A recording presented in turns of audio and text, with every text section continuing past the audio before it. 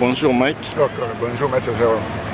Tokutani lisusu avec dossier Oezotoka Mingi ya FARDC donc mais avant to banda émission na biso to esengi lisusu to resaliwe ndenge to resaliwaka bato toyebani na bango quand même puisque motu na vie azalaka mpe na bato mosusu oyo apesaka considération yango tozo saluer entre autres Grand Godard na Verona na saluer grand maître Baïgon et na salué John Kitete na France et na salué général Baïmoto na Cape Town na salué combattant chinois et puis na salué Charles Olela cousin nangai na Johannesburg.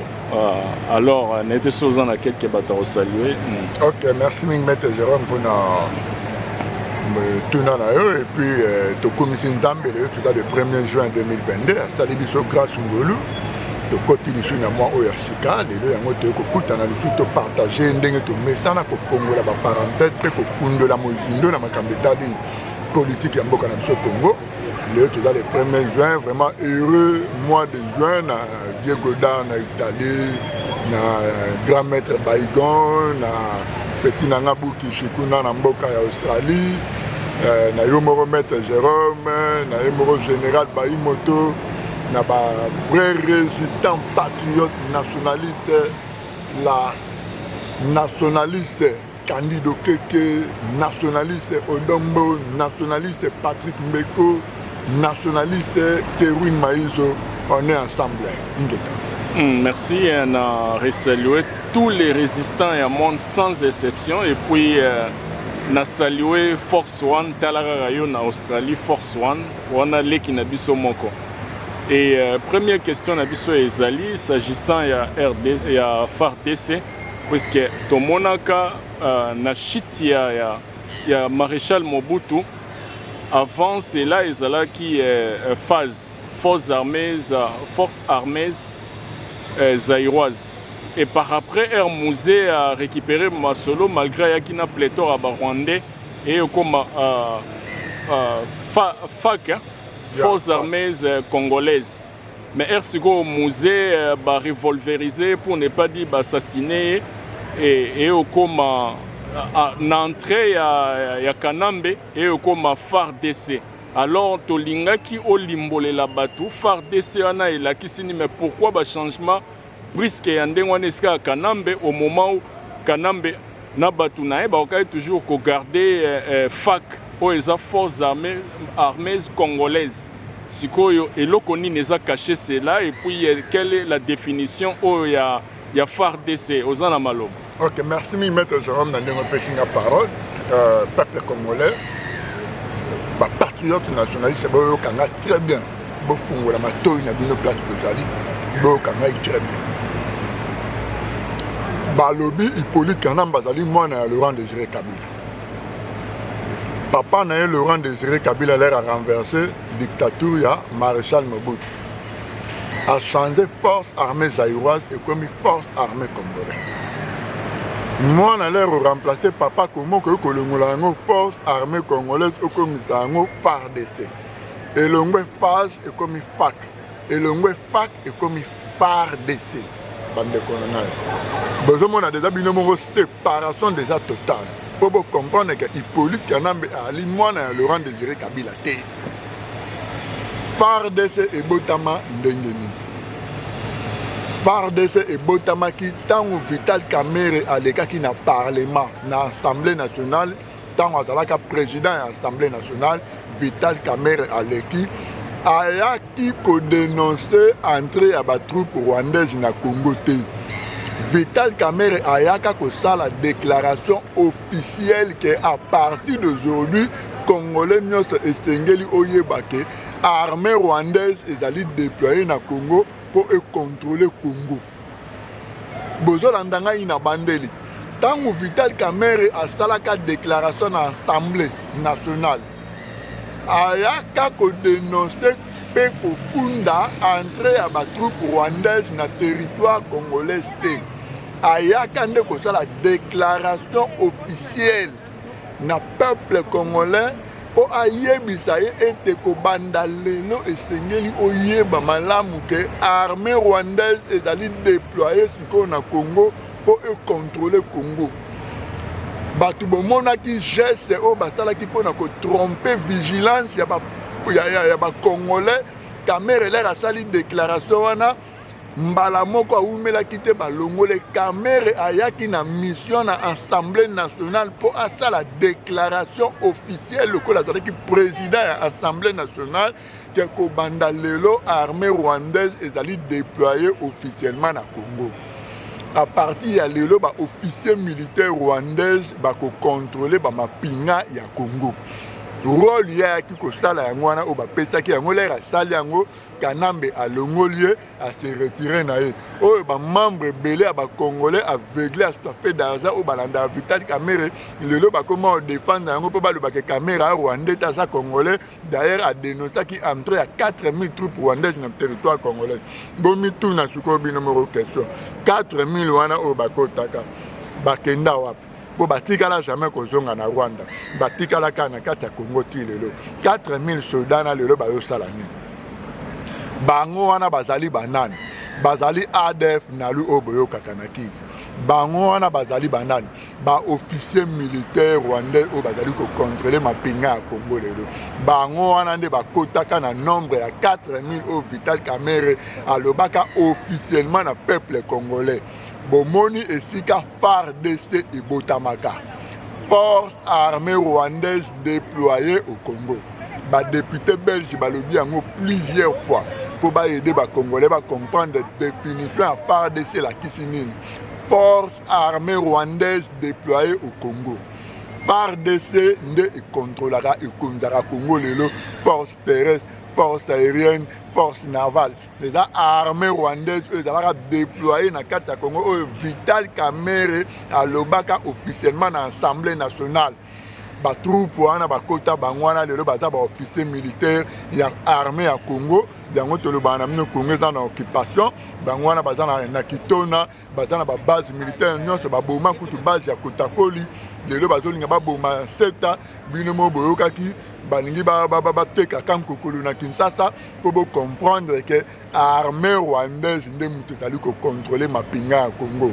À partir ya lelo congolais nyonso na 4 coins ya monde esika ozali esengeli o comprendre que après chute ya phase force armée zaïroise ezalaki remplacé na force armée congolaise ezalaki créé na Laurent Désiré Kabila alingaki rebâtir yango alingaki atonga armée ya makasi oyo elingaki ozala na plus de moins yango bomonaki na phase toalaki na 60 000 hommes na mboka ya 80 millions d'habitants mais Maréchal Mobutu azalaki na 60 000 soldats moke makasi. Laurent Désiré Kabila l'air aye amatisi nombre ya 100 000 hommes pour atteindre 300 à 400 000 hommes. Donc ba assassiner Hippolyte Kanambe rwandais l'occupant aye a créé FARDC armée rwandaise déployée au Congo eux allaient contrôler mapinga na biso lelo. En définition FARDC na bandeli force armée rwandaise déployée au Congo. Merci. Merci.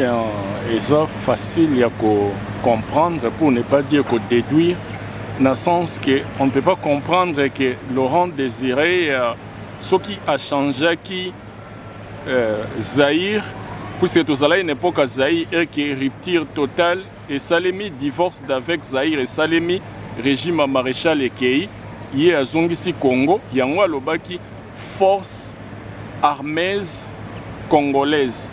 Alors ce qui Laurent si et seulement si Joseph Kanambe Azalaki fils à Laurent Azalaki n'a tout intérêt étant donné que toujours continuer toujours na Congo. Dans un pays comme RDC, il fallait toujours Ezalake, Ezali force armée congolaise. Pourquoi il y a une FARDC? Pour la Kisake, non, en tout cas, Ndengezaboué, force armée, force rwandaise, Yango Moutou est déployé au Congo, il y a déjà dirigé par l'armée Nabiso. Alors il y a facile de comprendre. Merci. Et deuxième question, Ezali, s'agissant, il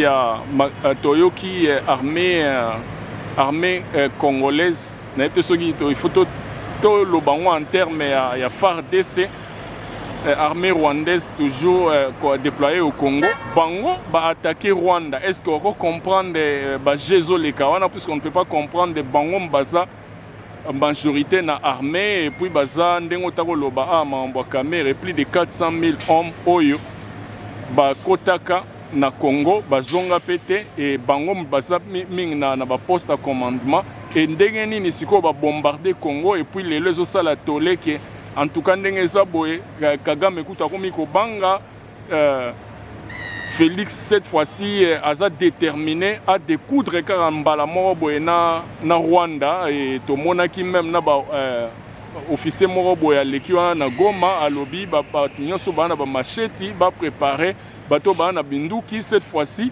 il faut tozongisa guerre esika ya agresseur. Alors pour nayo ba okolo ba nini oko répondre ba nyonso ba otala yo nini. Merci. OK, merci mingi na motuno na maître Jérôme. Peuple congolais fongola matoy no très bien o kolanda émission oyo landanga na bokebi nyonso. Je crois na émission oyo tu koleka na maître Jérôme na yebisa ki bino chaque fois qui ba rwandais balingi ba avancer processus na bango ya balkanisation pe occupation na bango ba élargir na territoire congolais ba créer toujours ba événement na talisa ki bino ndakisa événement ba créer ka ya Zaria Tubewa totalisi bino ndakisa ba créer faux malade ya opération en Félix Chilombo ba créer faux malade toyoki kuna Kagame na British Premier Ministre basali ba meeting na bango ke ba pesa e ba nilotiko baza kuna amema bango na Kivu koya ko réinstaller bango na Kivu et memaki moi makele de to monaki biso me awa na mboka ya Afrique du Sud un opposant puissant na kombe ya Julius Malema alobelaki makambo wana na parlement atelemelaki président ya Rwanda o Mime Pola que okoki jamais kozala mwana musala ba anglais po na mbongo ozwa ba nilotique me oya na ba ba territoire ozali ya bango te et frenaki moi muke na minute basali nini balobi pona to avancer na processus wana ya ko réinstaller ba nilotique wana au Kagame asengaki na British il fallait ko créer événement vrai faux événement donc ebi malokola vrai na ba médias nyonso ndenge bazali ko propager yango mais eza faux événement balobi que voilà FARDC et bombardé Kigali et bombardé Rwanda. Bande konanga ngai na bino ensemble to me kosala analyse. FARDC zali force armée rwandaise déployée au Congo. Ba officier militaire baza ba rwandais. Ba koki ko bombarder le sud Rwanda ndengene. Et puis ce qui vraiment est là qui vraie armée rwandaise et bombarder Rwanda. Est ba Rwandais au bana capitale Kinshasa bange bazala très à l'aise ndeto mo na bango lelo. Roubaix Wangaza la très à l'aise, Nyarugabo très à l'aise, Kanambe na Kingakata Ngaza la très à l'aise, Jeannette Bangotu Bangeba la très à l'aise. Premier ministre Samba Lokondo Anaza Rwanda, Ngaza la très à l'aise. Denis Nyakaru, oh Azali Pion ya Kagame Pembe na Félix, est-ce que Ngaza la vraiment très à l'aise? Ce qui vraiment est vrai et que l'armée rwandaise, l'armée congolaise plutôt de bombarder Rwanda. Et que na pesi bino ka exemple bato wana nyonso ti lelo baza très à l'aise ba ministre rwandais o ba travailler na gouvernement o ya Félix Siko to yebi bango to mona ba morphologie na bango tu baza wana et que banya baza la très à l'aise ndenge baza lelo et que Rwanda renier continue toujours pour atterrir na Kinshasa ce qui vraiment est vrai que armée rwandaise armée congolaise est bombardée Kigali et que rwandais compagnie aérienne rwandaise il n'y a toujours na Congo pour atterrir les autres et ambassadeur ya Rwanda ngara toujours pour travailler na kata Kinshasa bande konangai congolais fongola misu zola la mingi pour lingi musique lingi distraction yango tant ba ça la ba jeu wana bozo dans la difficulté à comprendre FARDC zali force armée rwandaise déployée au Congo FARDC ko bundisa tamé ba rwandais. Comment Rwanda ko bundisa rwandais? C'est pratiquement impossible.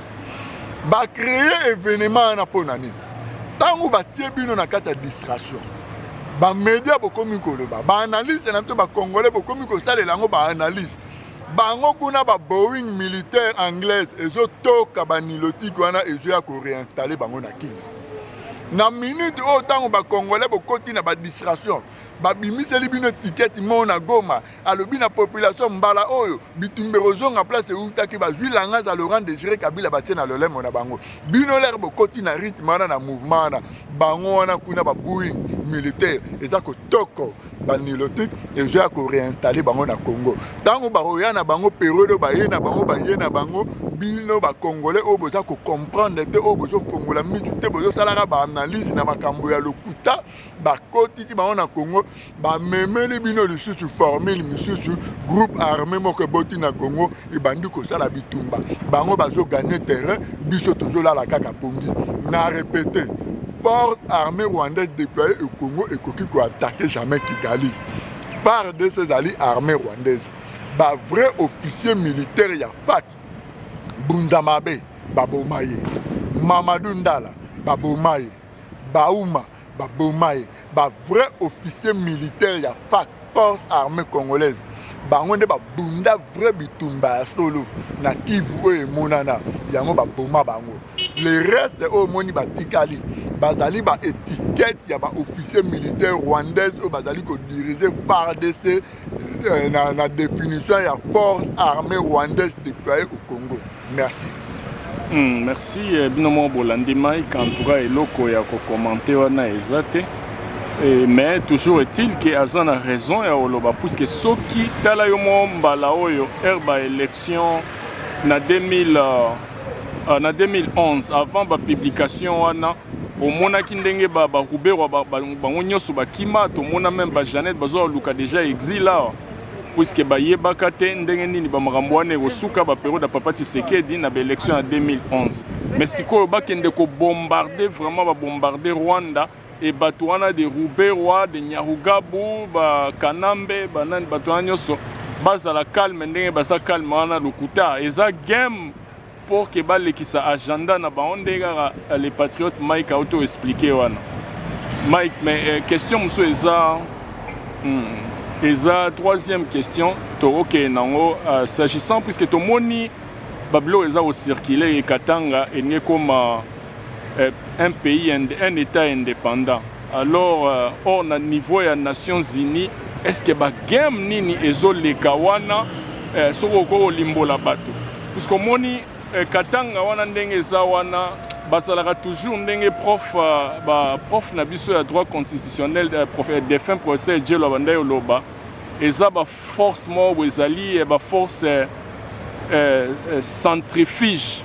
So, on a tendance à se diviser, tendance à s'éloigner dans le Congo, tendance à créer un État, tendance à accueillir pour un désordre et ça toujours. Alors, on a évité et comme un État indépendant, tout le monde même na monnaie na bango déjà, échantillon ba immatriculation. Alors, yebisa batu, game nini et ça derrière ça. Merci. Merci mini peuple congolais. Et là que moi tout est signé pour comprendre déjà. Boy.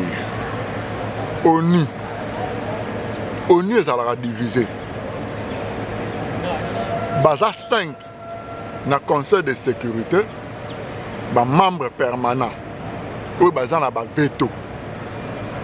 Toi na USA, toi na Grande-Bretagne, toi na Russie, toi na France, toi na la Chine. États-Unis, France, Grande-Bretagne, Chine na Russie bakabwane. Russie na Chine baza côté moko, France, États-Unis, Grande-Bretagne baza na kwa na bango. Nations Unies c'est kabwana. Ndenge bomona basangana wana basala ka sembla bazwa na hypocrisie. Et si bakabwana. Basi bakabwana. Bazala luso ensemble. Alors, na période oyo il y a occupation rwandaise. Bamoni que ezali meilleur moment na pouvoir ya Félix Tshilombo. Pour na pouvoir ya Hippolyte Kanambe qui pratiquement impossible ba accélérer ba agenda wana pour rêver ça qui vraiment que Hippolyte Kanambe za Rwanda. Ba on note ba le ba quand na parlement européen ba dénoncer que Kanambe za Rwanda. Alors il fallait que trouver occasion à côté moi na Tshisekedi na tête ya Congo comme gouverneur ya Paul Kagame ba wana étiquette pour bango to ba lekisa ba agenda na bango le plus vite possible. Bon, bah, Monique, bah, elle est temps qu'on perde. Na calcul, Russie, na Chine, bah, comme on bête déjà sous quoi. Na ma solo à Ukraine, na minute au Chine, déjà les 30 fighter jets, bah, avion de guerre, le collé à territoire à Taïwan. Dans quelques minutes, déjà, na Taïwan, peut se déjà. Alors, bah, calcul, on a notre maman, Monaki, na ba pays africain et belé, comme se diriger vers la Russie. Congo européen dans peu de temps tout le monde a kende vers la Russie, Russie a aidé bango pour Russie a un intérêt à contrôler le Congo a un contrat où a signé avec Patrice Emery Lumumba, il y a CIA, États-Unis d'Amérique, bah ça là le plus tôt possible va éliminer Patrice Emery Lumumba. Noki to ba mona que ce qui a un contrat wana et bandi ko salama en tout cas ba ko perdre Congo totalement. Alors, Poutine Azali n'a pas azongisa contrat à Patrice Emery Lumumba pour que l'avantage à Congo, pour que l'avantage à Russie. Alors, bah, moni, il faut que bandasuko balkanisation bien, le coup là ba katangé ba pesara déjà. Mutuna bango kiungu wakumonda oya sa kufa ya lavara déjà cerveau ya population congolaise au bazan la province ya Katanga ba Katanga ba comment mi mona nde ba supérieur na ba province musus ba doit créer toujours deux tendances ba mi mona toujours bango baza bango au moins même temps dans la milliers ba ba province musus bango ba obinda na na coin na bango ba créer déjà ba biloko na déjà ndenge ba préparer bango moralement spirituellement physiquement bah lava bango déjà cerveau.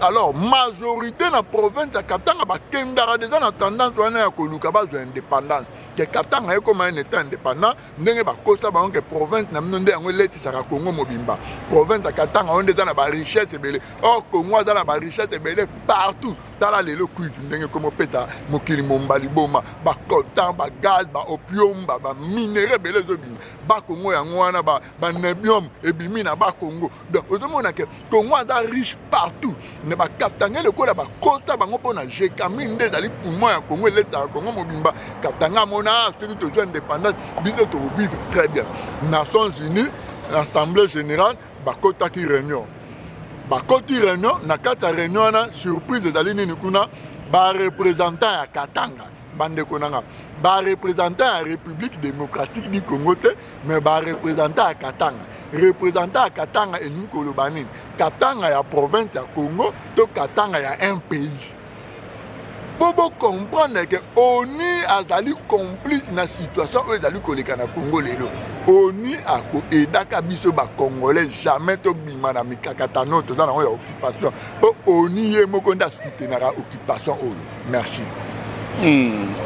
Nations Unies on va soutenir et puis on va l'agenda ndenga autoloba na baza déjà na des blocs pour ne pas dire des tendances ici na Chine, États-Unis, Grande-Bretagne, France parmi les 5 membres permanents wana ndenga olibola qui ezalaki très bien vraiment ba Congolais il faut même MONUSCO pour ça par tous les moyens ko pikola yango donc babima tant que MONUSCO ezala na territoire na biso ba agenda ekoleka ebelene na oloba na bandeli Katanga ezali eza force centrifuge baza na besoin toujours en tendance extérieure et puis une tendance moko boye ya ko senga indépendance puisque ba wana banda déjà c'est là où même ba jouaka pion pour na Tchombe na Première République et bah Godefroy Munongo, tous ces gens-là, hein, donc bah, ça aura toujours na tendance wana ya on a même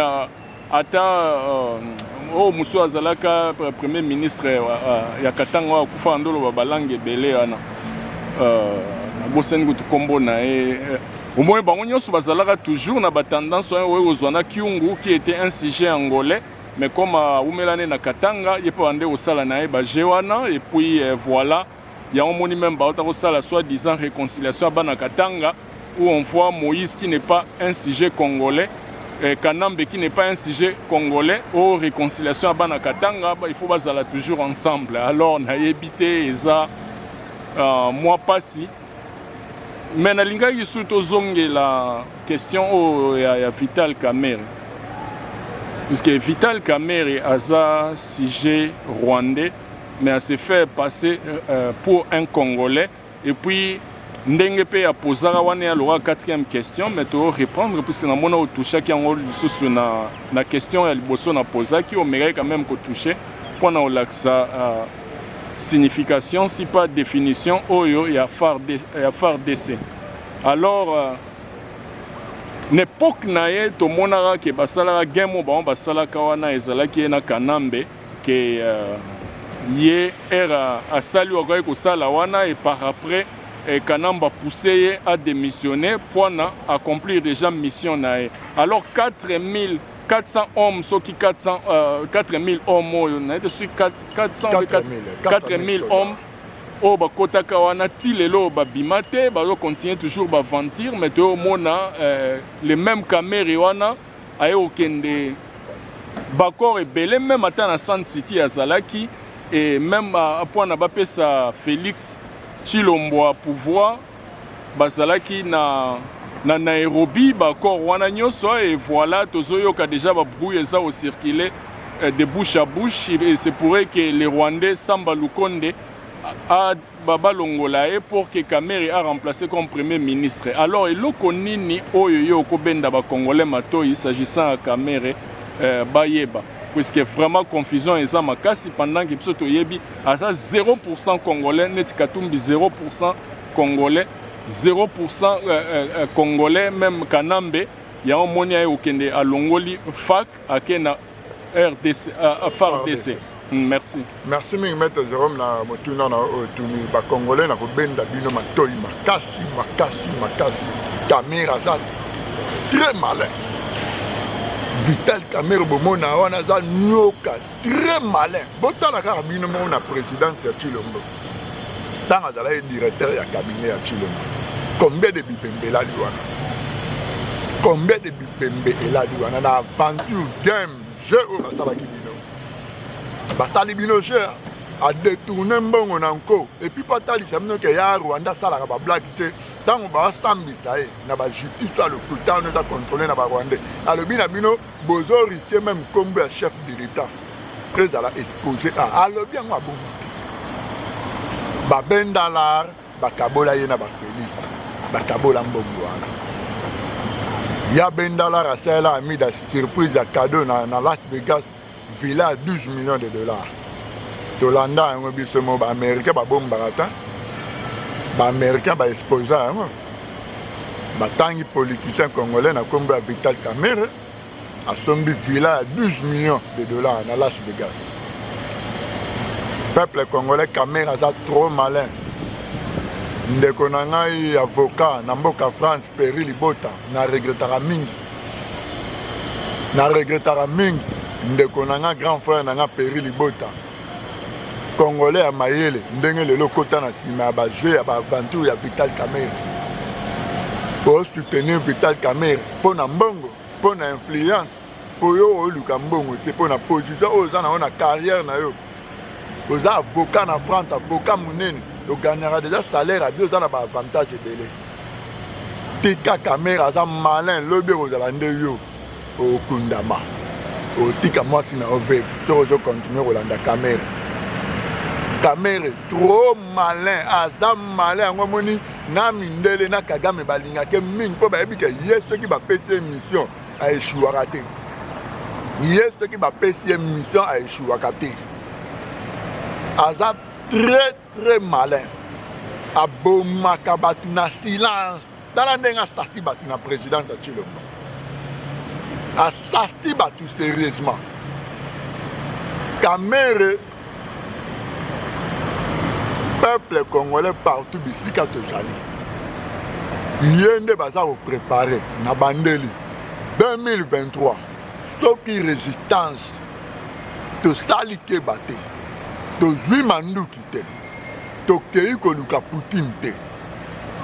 To kei ko luka ba partenaire puissant te. To ke na Russie te. To ke na Iran te. Na lobi na bino très bien. Vital Kamere mtoza la président na Congo. Nabandeli, résistance congolaise. Bison de peuple congolais au hasard na 4 Congo espérer que biso to binisa bango na boumbu. Soki to salike bate. To luki manduki te. tokei Russie te tokei na Iran te tocréer des partenaires poussant derrière nous pour tosila na occupation 2023 Vital Kamerhe dans la chef de l'État boye bake mutu wana soki akomi président na Congo na ebisi bino soki akomi président na Congo dégâts catastrophe Rwandais bazomeka bajeune nyonso bazomona ke ezoréussir mpo bakuti kati na biso bacongolais congolais aza na patriotisme te congolais aza na nationalisme te congolais aza na discrétion te aloba secret na média lokanisa eza eloko moko facile congolais apuataka blablabla nyonso na média. Il n'est pas permis na mutu nyonso na période oyo ya occupation oleka deva vidéo oloba wana poso leka po yebana te bamona bilambo lati te bamona tentire oza na wana elongi te bamona te période eza période ya occupation faut passer message fort pour la libération ya Congo mais Rwandais a observé congolais akomosala ne vidéo po bamona evedette bamona ndenga lati bamona ndenga te putulu na longi bamona ndenga zoloba loba. Il n'est pas permis à tout le monde au Lekalibo soit caméra au Lubana période où il y a occupation. Kanga munoko na yo liambala sala marche na rien là la pongi mon frère ma sœur. Na minute au message dans moko manduki to libérer mboka. Tu as besoin de le lait momo ko leka e ya e finga kabatu. O finga et ko bimisa mboka na occupation te. Un message, il y a solution, il y a situation, il y a Congo, et ça, occupation, to libérer Mboka, to luka manduki, to libérer Mboka. Na répété. Et ça permis de na Congolais, nous sommes en période où il y a occupation, où les gars, où ça la vidéo, où banda ko finga, pendant 30 minutes, ko finga, et ko libérer Congo te. Message, et ça, moko, to luka mbongo to somba manduki to kende Russie to kende Chine to kende Iran to zaba partenaire puissant to bengana ba occupant na Congo. Merci. Merci Mike Motomboza na raison na oki o compléter toujours na ndenge ya résistance omoni na États-Unis lelo babengaka famille ya John Adams. Grande famille na archive bango batika la grande famille bamona utu fa Washington a sala George Washington a sala histoire na ye en tant que général mais grande famille na États-Unis à la famille à Washington ya nano ya John Adams pona nini John Adams et moi zalaki révolutionnaire akenda luka minduki bakenda na ba Thomas Jefferson na Benjamin Franklin. Mais John Adams, moi si naye Abigail Adams, yepe azalaka ko aider na ndenge ya ko lekisa ba message. Oye kozwa Samuel Adams, azana noyo petit frère ya John Adams, yepe azalaka révolutionnaire. D'ailleurs Samuel Adams joue moi la muki herbe bango bakomi ko attaquer après avoir kozwa minduki na France. Nambongo o bazwaka na France alobi lelo États-Unis peli moto aza environnement lelo eza ko look good pona to sali réplique contre les Anglais ozomona ba grande famille nde ba ko se retrouver mwana na bango 6e président États-Unis papa 2e John Quincy Adams. Yango bazala grande famille na Congo peto luka ba grande famille na ndenga ba sentiment nde maika auto loba awa mais ba oyo lelo ba ki osala makambuke ba sponsoriser ba la to luki ba munition pona to libérer Congo donc voilà on aurait loba yango na et puis Mike na ngai to silisa émission mais Maître Bayi Moto, en même temps, général colonel, yomo yebi andeng opesa les vrais résistants na Cape Town nawa. Donc à lobby na yebisa yo ke batu nyonso ba betsaki ba concert, ba maître nyonso ana o bazana sima concert ba nyonso baza ba PD. Ndenga lobaki a démontrer ki yango alors na yebite so yoki ba makambo wana ke ebele basi ba baby ba koma ba PD yango moni e ba olela lelanga obeta musique. Il fallait que tout ça la émission na Bayi Moto mazala qui trop occupé à mon anité maintenant si yemoya au limbolango okoloba un mot matokati émission. OK, merci mingi na rep ça ba congolais boy. mboka eza na pasi yo oza awa olamuki na ntongo ofongoli mai ya moto sukoli nzoto omeli ti oke mosala moseke na poko zongi eza bulo toboya yango te na fin du mois ozwi salaire ndeko na yo leki na yo mwana na yo neve na yo niese na yo na kongo alamuki mai eza te courant eza te eloko ya kolia eza te $50 oyo tindaka chaque mois eza insuffisante ekoyede bango te na babesoin nyonso oyo kongo eza nango lelo zwa conscience ndeko mobali ndeko mwasi congolaise bamiziki wana ekochange situation ya Congo te ce n'est pas pour rien toboyaki bamiziki wana ebeta musique eko-apporter solution te parce que bamusicien nyonso bacollaborer na bapaya oyo badétruire Congo lelo badétruire éducation badétruire bafamille mwana ya 8 ans mwana ya 7 ans akomosala kindumba na Congo mwana ya 7 ans 8 ans akomi koteka nzoto po aletisa baboti na ye papa asalaka te mama mosala ekufa mama banda oteka na zandu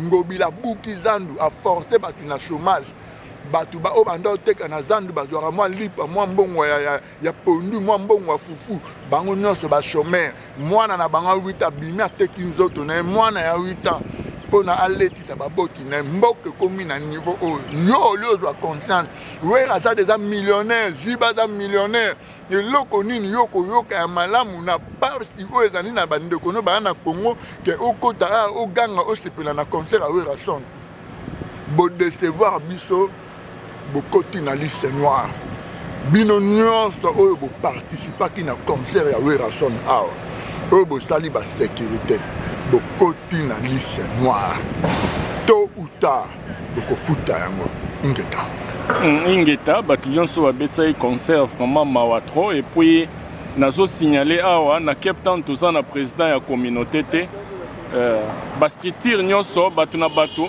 bakoma mo boye créer quelques groupes à bato ale même bato wana bakomobenga intel boye président ya communauté na Cape Town aza te puisque ba période moko boye ya kala toboyaka d'abord babiloko ya président wana puisque na Cape Town eza na biso ba congolais en général tokokaka appellation ya président te yango tomona ke à chaque fois tobandaki kobenga bato ba président bakokende kosala babi bakokende kolinga basi ya bato bazo escroquer bato na bandaku bazo escroquer bato na bamakambo ebele nde toboya bamakambo wana yango monaki ke na communauté congolaise ya Western Cape na ndenge tosalaka bastati na barèglement intérieur wana tolobaka ke ekomi na ndenge ya ba-administrateur 6 administrateurs banda kosala rotation mais ke o mutu aleka boye président ya communauté azalaka te wana bato oyo baobibenga baprésident bazocréera mwa babase na bango mpona baluka ndenge nini ya koluka banzela mpo baescroquer mpo baluka bapouvoir ata mosusu na Kinshasa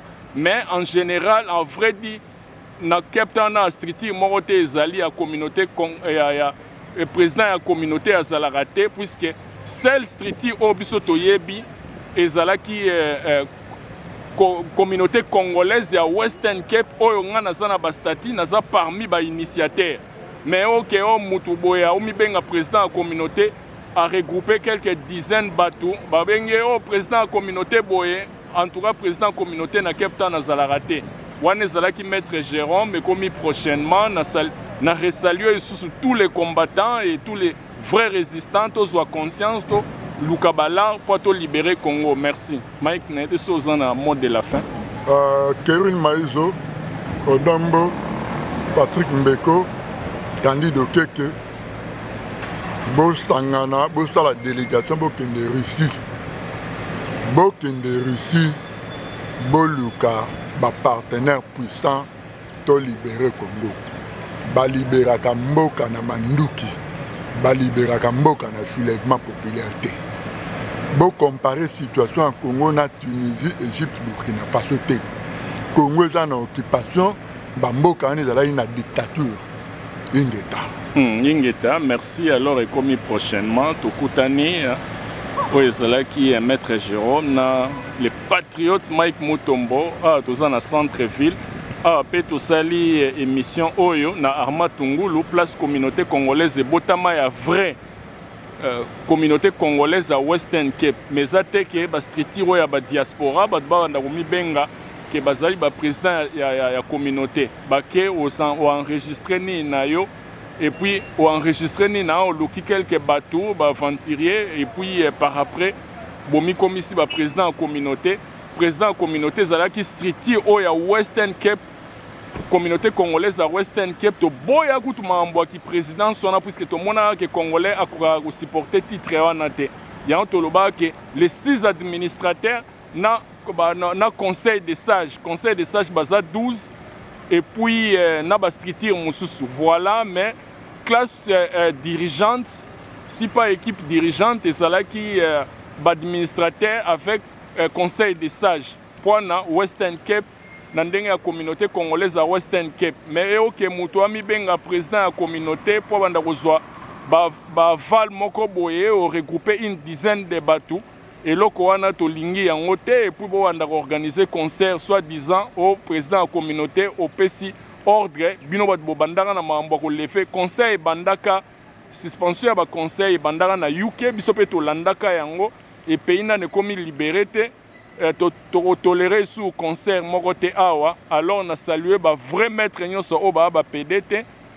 mais ba maître o ba PD en tout cas mawa trop Jésus a revenir bientôt il faut déjà bozala en bonne relation avec Jésus puisque Jésus revient bientôt ba nyonso ba PD en tout cas otala bango ata otala te puisque nzamba kelio obimaka na basi mais yo komobima mibali na mibali ube basalaka yo tant que na mibali mosusu eza vraiment na sens te oyo ezalaki maître Jérôme ekomi prochainement bye.